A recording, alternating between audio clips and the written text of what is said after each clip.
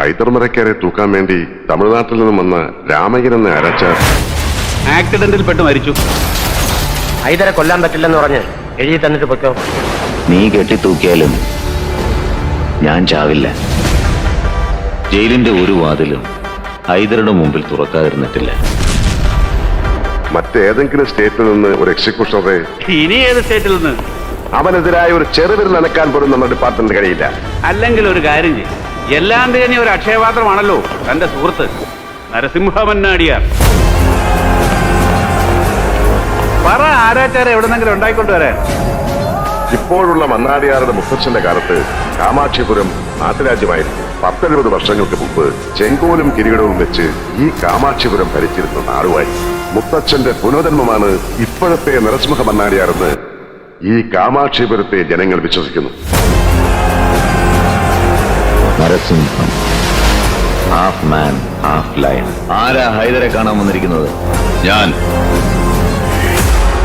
നരസിംഹ മന്നാടിയാർ. എനിക്ക് നഷ്ടപ്പെട്ട എന്റെ അനിയൻ മറ്റുള്ളവർക്കൊക്കെ വെറും വീരസിംഹൻ മാത്രമായിരിക്കും. എനിക്ക് അങ്ങനെയല്ല. അവൻ എന്റെ എല്ലാമായിരുന്നു. ഒരു രാത്രിയിലധികം നേരം നിന്നെ പിരിഞ്ഞിരുന്ന ഓർമ്മ എനിക്കില്ല. വീരസിംഹ മന്നാടിയാർ, അവനെയാണ് ഹൈദർ നാട് റോട്ടിലിട്ട് വെട്ടിമുറുക്കി കൊന്നത്.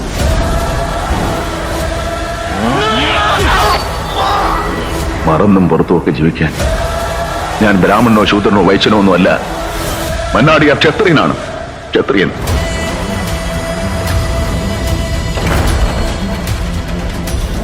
ഭദ്ര, വണ്ടി ഇറക്ക.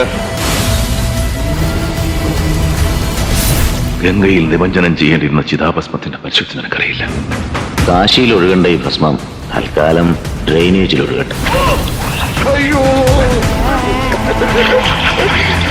എന്റെ മോനെ. എനിക്കൊരു മേജർ ഓപ്പറേഷൻ വേണം. എന്റെ കാല് മുറിച്ചു കളയണം. ഈ ജന്മത്ത് ഹൈദരെ തൂക്കിക്കൊല്ലാൻ നിങ്ങൾക്കാവില്ല. അവൻ ഇനിയും രക്ഷപ്പെടും. ഈ റാസ്കലിനെ ആരാ പോലീസിന്റെ പണി ഏൽപ്പിച്ചത്? നിന്റെ തന്ത. 5-5 വോട്ടിന്റെ ബലത്തിൽ MLA ആയവൻ ആജ്ഞാപിക്കണ്ട.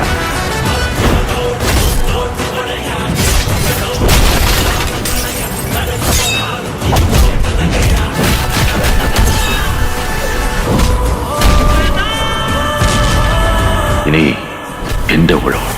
നീ എണ്ണി തുടങ്ങിക്കോ. മന്നാടിയാർക്ക് സമം മന്നാടിയാർ തന്നെ. നിന്നെ തൂക്കാൻ ഇവിടുത്തെ നിയമത്തിന് ഭയമായിരുന്നു. മരിക്കാൻ നിനക്കും. പക്ഷേ രണ്ടിനും മന്നാടിയാർക്ക് ഭയമില്ല. ഒരുങ്ങിയിരുന്നോ നീ? നിയമം തോറ്റെടുത്ത് മന്നാടിയാർ ജയിക്കണം.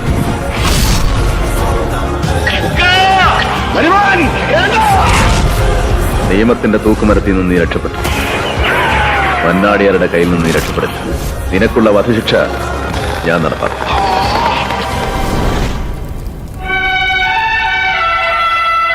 മുത്തച്ഛൻ പറയാറുണ്ട്, തീരിനൊരിക്കലേ മരിക്കൂ, തീരു 1000 പ്രാവശ്യം ചത്തുപിഴയ്ക്കൂ. നീ തന്നെ വേണം എന്നെ തൂക്കാൻ. കണ്ണി തൂക്കാൻ. കൈ മറക്കരുത്.